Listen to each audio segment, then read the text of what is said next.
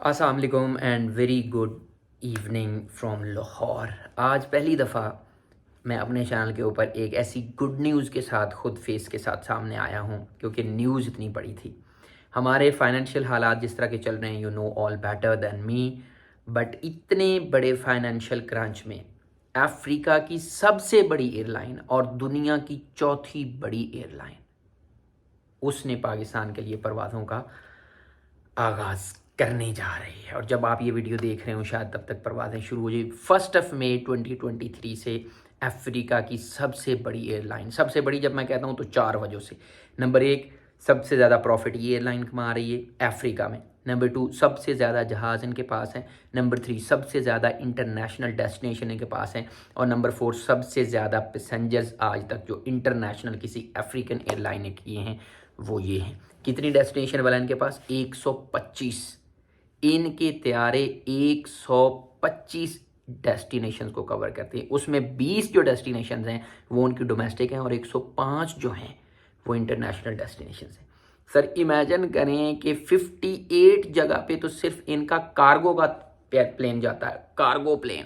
और हम इनका कंपैरिजन करेंगे विद पीआईए ने बहरहाल इनके साथ एक कोड शेयरिंग होती है एयरलाइंस की, कोड शेयरिंग का एग्रीमेंट कर लिया है फॉर अफ्रीका।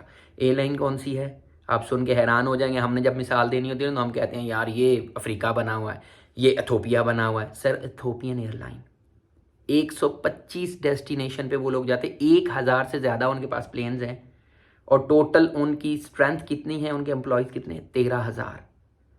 इसके मुकाबले में जब पीआईए के पास आते हैं तो पीआईए का टोटल जो फ्लीट है वो 34 प्लेन है पीआईए के पास।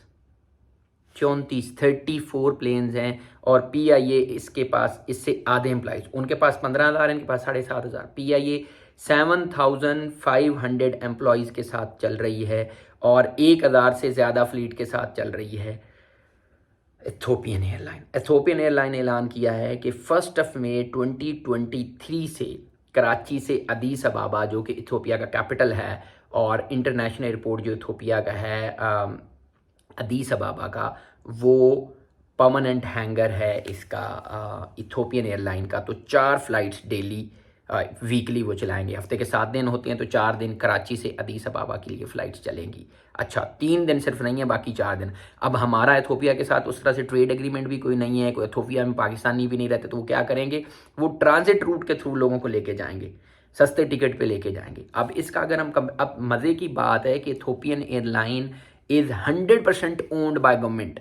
आप ये देखिए पीआईए भी ओन्ड बाय गवर्नमेंट है और इथोपियन एयरलाइन भी ओन्ड बाय गवर्नमेंट है। बट वो प्रॉफिट कितना कमा रही है? $50 बिलियन पर एनम। एग्जैक्टली मैं अगर आपको बताऊं तो $49.2 बिलियन उनका 2022 का प्रॉफिट था, एक साल का $50 अरब। और पीआईए कितना प्रॉफिट कमा रही है? हर साल 69 बिलियन रुपीस का लॉस हो रहा है। 67 टू 69 बिलियन रुपीस। 67 को अगर आप डिवाइड करें 12 मंथ्स के ऊपर या 365 डेज के ऊपर तो सर 18 करोड़ 35 लाख रुपए का डेली का लॉस कर रही है पीआईए। और $50 अरब को अब आप उसी साइड पे अगर डिवाइड कर लें, मतलब वो 67 था और ये 50 है, तो $50 अरब को अगर आप करें तो आप समझ लें कि तकरीबन कोई $2.25 बिलियन पर मंथ ये प्रॉफिट कमा रही है। मतलब कोई आप समझ लें $1 करोड़ जो है पर डे के हिसाब से ये प्रॉफिट कमा रही है आपकी इथोपियन एयरलाइन। तो ये है हमारा कंपैरिजन विद पीआईए।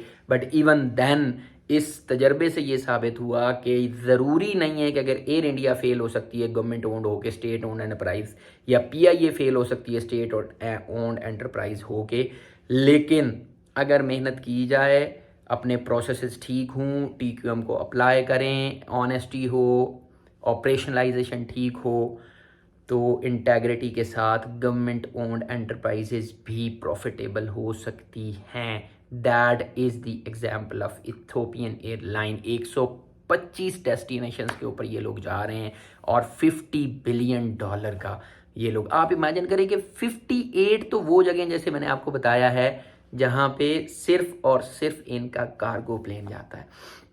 तो ये एक छोटी सी इन्फॉर्मेशन थी, अरे ऑफ होप थी, अरे ऑफ लाइट थी। ऑल दो इससे फ़ायदा एज सच इथोपियन एयरलाइन को, मतलब मैक्सिमम जो बेनिफिट हो रहा है वो इथोपियन एयरलाइन को हो रहा है। लेकिन पाकिस्तान में से जॉब क्रिएशन होगी और एक इंटरनेशनली हमारा जो कंट्री का इमेज है वो जाएगा कि बाकी एयरलाइंस भी यहाँ पे आ रही है। आपको पता है इससे पहले इंग्लैंड से वर्जिन अटलांटिक आ रही है डायरेक्ट, और ब्रिटिश एयरवेज जो है वो डायरेक्ट फ्लाइट्स पाकिस्तान के लिए ऑलरेडी ऑपरेट कर रहा है।